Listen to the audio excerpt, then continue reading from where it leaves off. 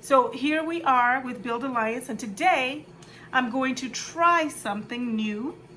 I'm going to try this acrylic pour painting, but I'm actually going to try to create a landscape. And I say try a lot because I haven't done this before. And so what I'm going to do is let a painting inspire me. I'm not trying to copy the painting. I don't want it to look anything like this painting. I'm going to show you the painting. This is the inspiration only. And I'm going to choose my colors, and then I'm going to try to create something that looks like a landscape with acrylic pour. What I'm using this for is placement, like where the sky goes, the proportion of the mountains, perhaps the water line, things like that. But my colors aren't going to be anything like this, and I'm quite certain when I get through painting, pouring, and blowing, and so just bear with me. I'm going to see whether I can create a landscape from an acrylic pour, a combination of acrylic pouring techniques. What I am deciding to do is to keep it small and simple for right now. I'm actually going to work on a canvas. This is an 8 by 10 inch canvas. I don't need anything larger than this because until I perfect the technique, I'll be wasting a lot of canvases or paints as I attempt this. But I have faith that this is going to turn out just fine, and prepare to be amazed. What I have are some 1 ounce cups. I bought these from Amazon, and there are 100 1 ounce shot glasses that I paid maybe about $6 for. So I'm going to cut this open. And these are just tiny shot glasses because I'm going to be using different parts of the canvas. I don't need a whole lot of paint that will be wasteful.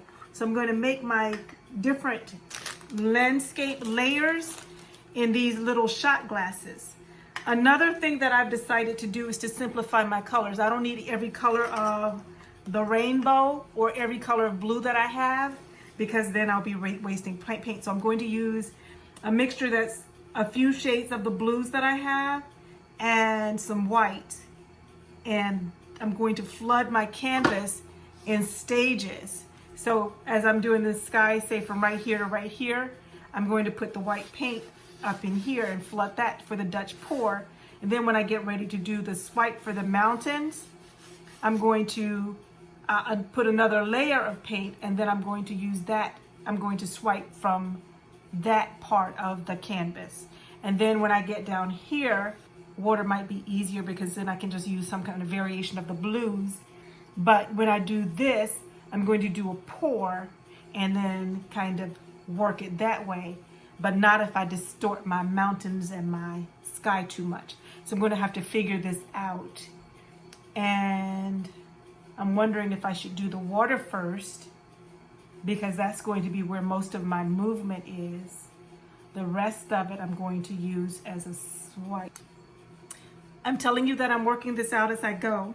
I've decided to do the water area first because as I was talking aloud about my planning process, the stages of the development of the landscape, I realized that if I'm going to manipulate the water by a dirty pour or even a flip cup, there's going to be a lot of movement on the paint. And I don't mind the water moving, but when I put the mountains down, I don't want the mountains moving.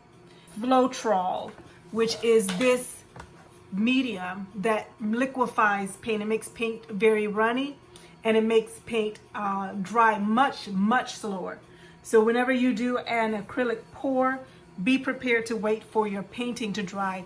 It takes about a day, possibly 2 days, 24 to 48 hours before you can even touch the painted surface.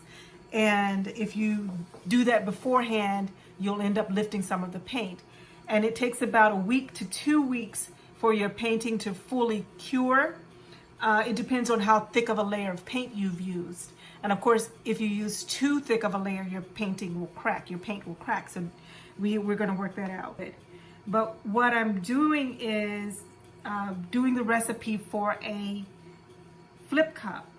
And so with the flip cup, I'm going to use these small individual 1 ounce cups, and then I'm going to pour them into this larger cup. But because I'm only doing 1/3 of the canvas, I don't need to fill this whole cup up. So I know that what I want to achieve with the dirty cup or the flip cup is a paint mixture that is the consistency of honey. And I'm going to just be honest with you, I don't know what that ratio is. I'm hoping that you are the color of cerulean blue because you're going into this cup. Yep, I got it. So cerulean blue is going into this cup. I'm just going to use this amount, and I'm aiming for the consistency of honey in this cup. I have my Floetrol that has already been poured into this container. What I'm going to do to control my Floetrol is I'm actually going to take this 2 ounce cup. You can see I have a 1 ounce shot glass and I have a 2 ounce shot glass. And I'm going to strain my Floetrol into this 2 ounce cup so that I don't end up with the clumps that can form in Floetrol when it's been sitting. And it always is sitting in its container. Sometimes it comes out as smooth as silk and no clumps, and sometimes you have this big clump in it and it will go into your paint and it will affect the results of your pour. What I have here is a tea strainer, and I'm going to use the strainer through which to pour my Floetrol. And if there are any clumps in the Floetrol, they will get caught in the strainer. However, in this particular stuff of Floetrol, I don't have any clumps, so better safe than sorry. I'm glad to know that I don't have any.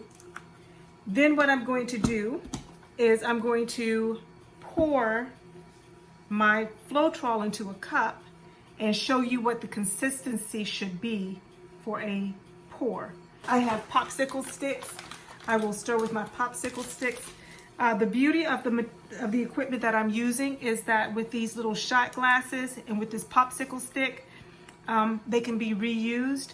The popsicle stick gets the paint on it and you really can't take the paint off, but once the paint dries, it doesn't mix into the other paints. And these little plastic cups, you can literally wash them out. But what I'm looking for is the consistency of honey.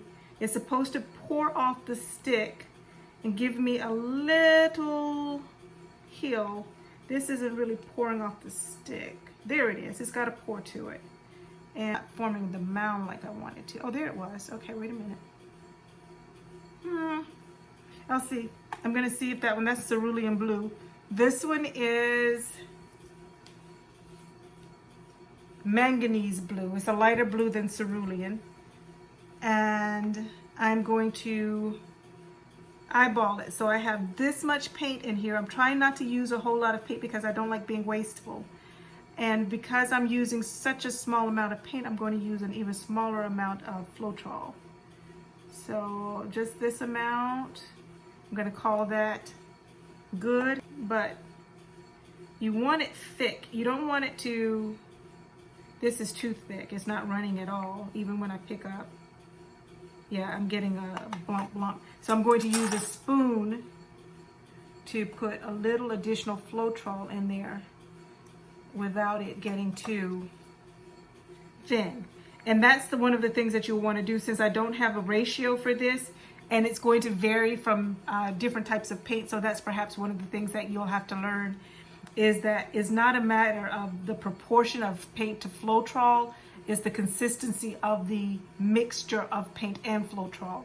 And for a pour, what do you call it, a flip cup, you want a consistency of honey.